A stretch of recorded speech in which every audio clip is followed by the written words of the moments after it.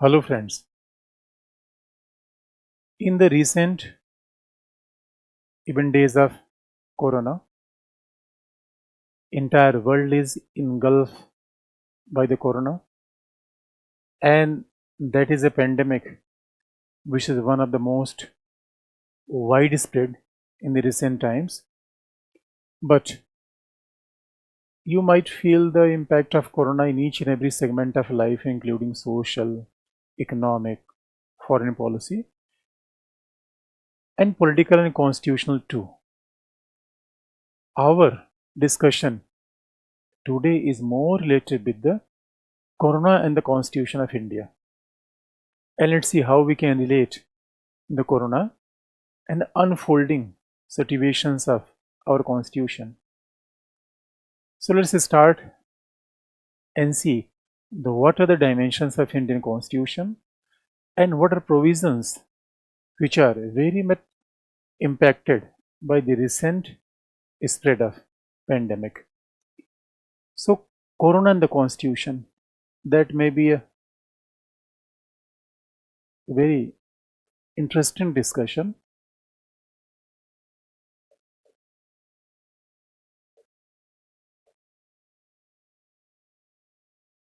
Corona and the Constitution.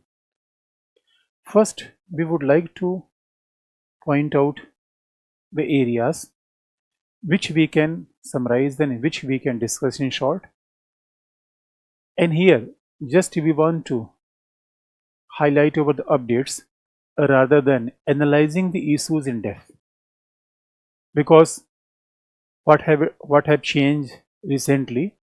So look, first if you find out the impact of corona, that is visible over the concept of fundamental rights.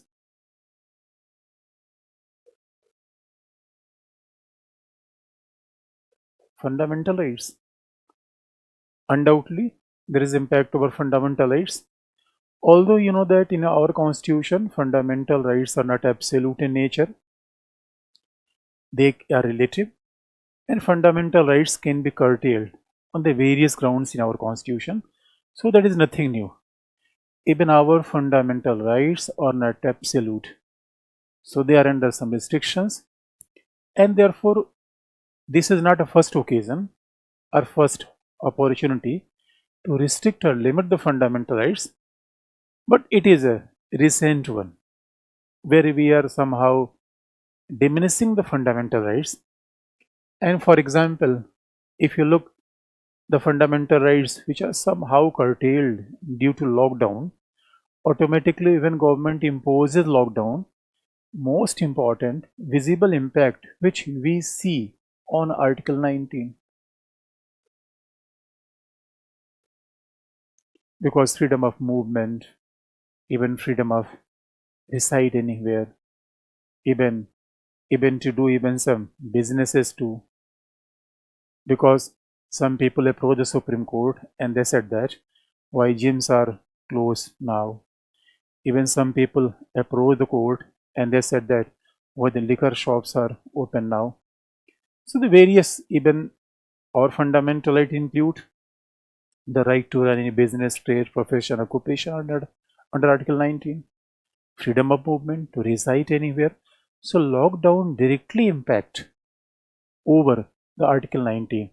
Interestingly, various freedom of Article 19 that begins from Article 19 1A to Article 19 1G. But again, Article 19 Clause 2 imposes various restrictions over fundamental rights. But pandemic is not a ground. So in days to come, pandemic is not a ground which is written in our constitution, although our parliamentary act made the various statutes like disaster act. So these are the grounds how we are restricting the fundamental rights, Article 19. And again, I am saying that this is nothing new because fundamental rights are not absolute. So this is not any qualitative change. These are only recent examples. So I can't say that no, due to pandemic, due to corona, fundamental right has changed altogether, Article 19 changed altogether. That is not in the case. Again, if you look Article 21,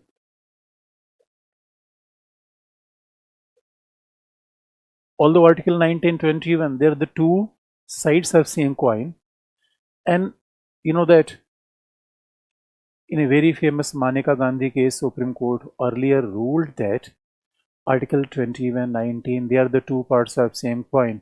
Therefore, whenever Article 19 is curtailed, automatically there will be impact over Article 21.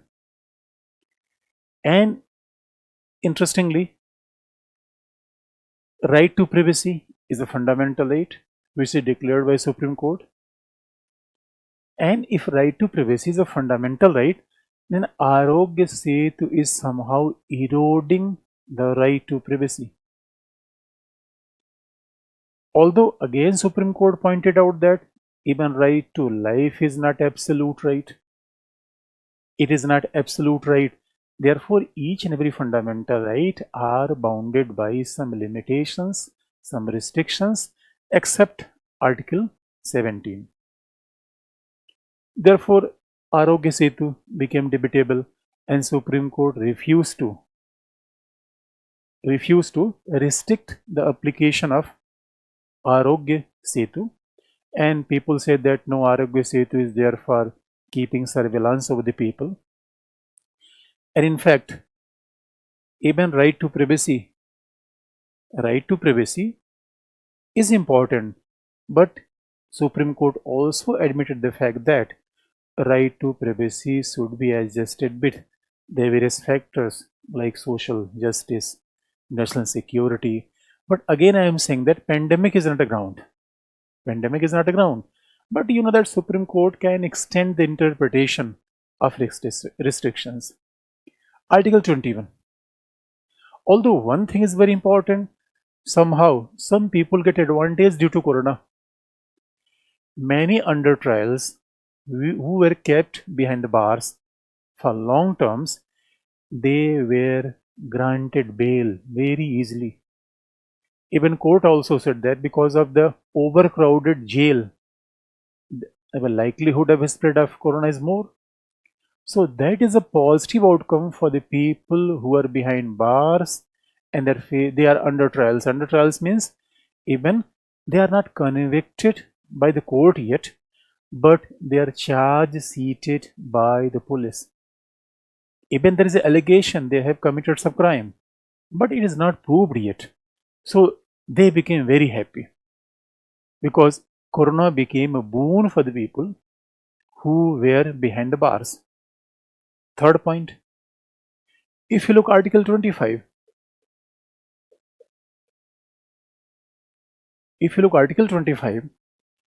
a religious right, you know that all the religious places were closed down because of instruction of the government, and recently even the historic Jagannath even festival, which was even commenced in the Puri for a long time, Supreme Court refused to allow even the chariot, the movement of chariot of Lord Jagannath. Even Supreme Court Chief Justice said that, forgive me God, God should forgive me, we are stopping this procession due to corona. So undoubtedly, these fundamental rights are somehow impacted. But again, I would like to point out that this is nothing new. There is no constitutional change. You know that change is, there is two types of change. One is quantitative and second one is qualitative. And wherever we are speaking, the qualitative change means even some fundamental rights are more incorporated in the constitution, or some fundamental rights are repealed from the constitution. That is a qualitative change. Quantitative change means fundamental rights are the same, restrictions are the same, and what changed? Circumstances. And when circumstances change, then fundamental rights are not absolute. Any fundamental rights which is written here, either Article 19, 21, 25, They are not absolute. They are within the restrictions. So that is impact over fundamental rights. Even something is positive and something is negative. So there is mix, that impact. Second dimension, let's see. Second dimension, if you look at the second dimension of fundamental rights, that we can see impact over the DPSP, Directive Principle of State Policy, because you know that Article 41, Article 43, they deals with the right to work, even the better and decent living conditions for the workers. So Article 41, Article 43, and therefore due to pandemic we have seen exodus of migrant laborers from one part of India to other. So they are moving from one part of India to other, and due to that exodus, due to that migration, even government of India face a huge crisis, and therefore government of India even try to help, even not government of India, each and every state even coordinated with each other in order to sending migrants, laborers in their home state. And look, where is government provided even some monetary benefit for the migrant laborers? Union of India, Union government, they've also offered various even assistance for these laborers, because DPSP clearly says that the well-being of workers is the responsibility of the government. And nowadays, due to pandemic, Manrega, the beneficiary of Manrega increased immensely, and therefore government of India is spending money over them. And this is the beauty of a democracy, where the life of each and every one is count as equally important. So that is also a positive outcome. Although migrant laborers face a huge crisis, undoubtedly, that's true. But government, India is such a populous country, and government try to help each and every migrant within its capacity, because even we can't deny that the capacity of government is also limited. Third impact, if you look, third impact of corona, third impact, that is very interesting, and that is a notion of financial emergency.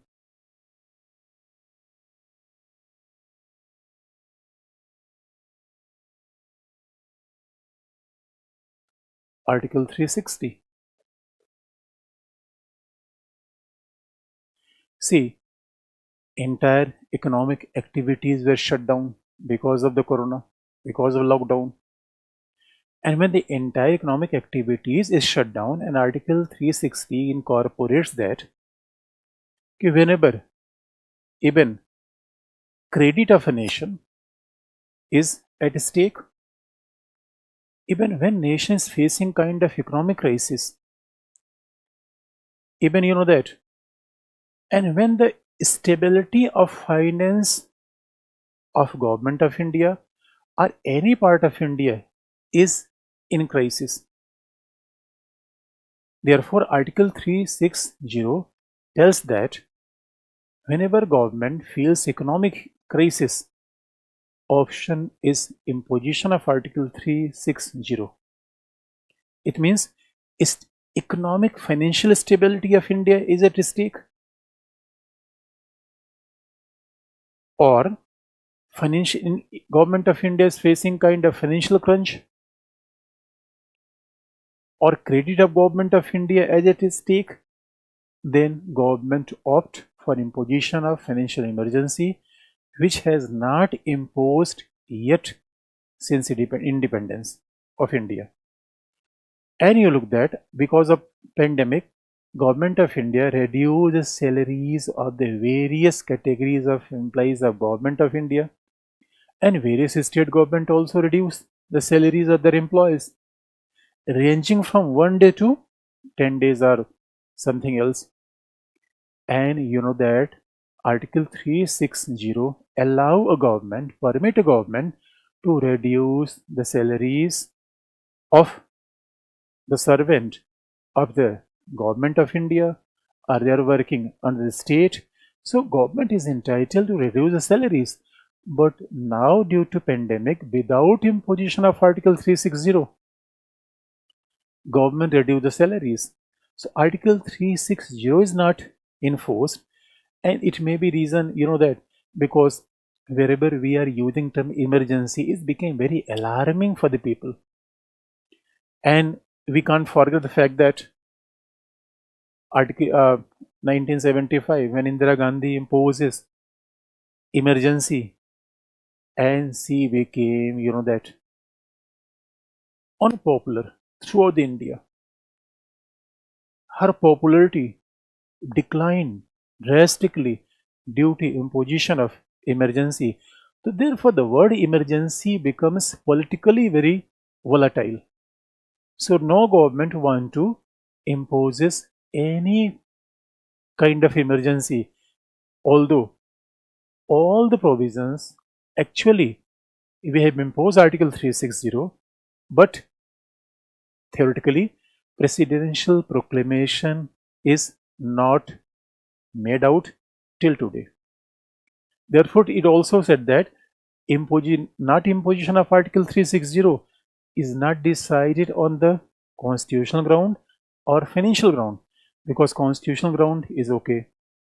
Financial ground needed that kind of that treatment, but politically government want to manage this pandemic without imposition of Article 360. So that is also impact of corona. And let's see something are very much regular which government try to utilize, which government try to even practice during corona. One thing again, I am saying that this is not new, something only circumstances are changes, only some examples are new. And what is recent trend, what we are witnessing very intensively during corona, that is the concept of cooperative federalism.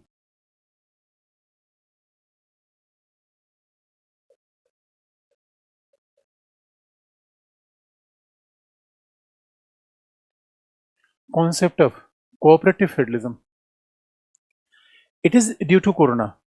See why I am saying that is the concept of cooperative federalism. Cooperative federalism simply means the cooperation between union and the state. You know that corona is related with the health issue, and if you look at the constitution, aims belong to the union government, and health is a state subject in 7th schedule of the Indian constitution. Therefore, without even cooperation between union and state, nobody can even check the spread of corona. Therefore, civil aviation is in hand of union government, and state government requested, because civil aviation, railway, therefore with the permission of state government, operation of civil aviation and railway started. That is again the cooperation, because even cooperation is also visible between the state, because whenever issues emerging over the sending of migrants from one state to other state, there was a cooperation between the various states, although there may be some exception. Mamata Banerjee said that she is not receiving the proper assistance from the union government. She also claimed that no, union government is targeting the West Bengal government, but these are the political issues which are not supposed to write in our answers. But one thing is important. With the corona pandemic, even West Bengal government also witnessed a huge cyclone, and therefore government of India announced economic package for the West Bengal government. It means the well-being of citizens is the equal responsibility of union government as well as the state government too. And this principle of cooperative federalism lies in our constitution. That is described in the various part of our constitution, right from Article 263 through even that interstate council, even from various parts like Disaster Management Act too. Therefore, cooperative federalism is nothing new, but we are witnessing more intensive cooperation between union and the state on the issue of corona. Over the issue of corona, although that now even we are witnessing a new situation over the border in Ladakh with China, and you very well know that again constitution allow the government of India to use the imposition of national emergency in case of war, external aggression or armed rebellion in Article 352. But as of now, there is less likelihood to occur a full-fledged war. But again, I am saying that our neighbor China is creating a problem in addition to corona, because China is the biggest corona. Because Wuhan is the epicenter of corona for the entire world. These are the recent changes, and again I am saying that the recent changes are not a conceptual change, not a theoretical change. These are merely the change of examples, and somehow these changing examples, wherever we are writing, quoting these changing examples, the answer becomes good. And sometime when examiner asks that what is a corona in a constitution, we suddenly think that no, it is a very new topic, is very latest. Because concept is remain the same, only circumstances and examples change. Apart from that, if you want to count, these are major changes. These are major areas where we can see the impact. Otherwise, ordinances are always issued by the government of India. Ordinances are nothing new.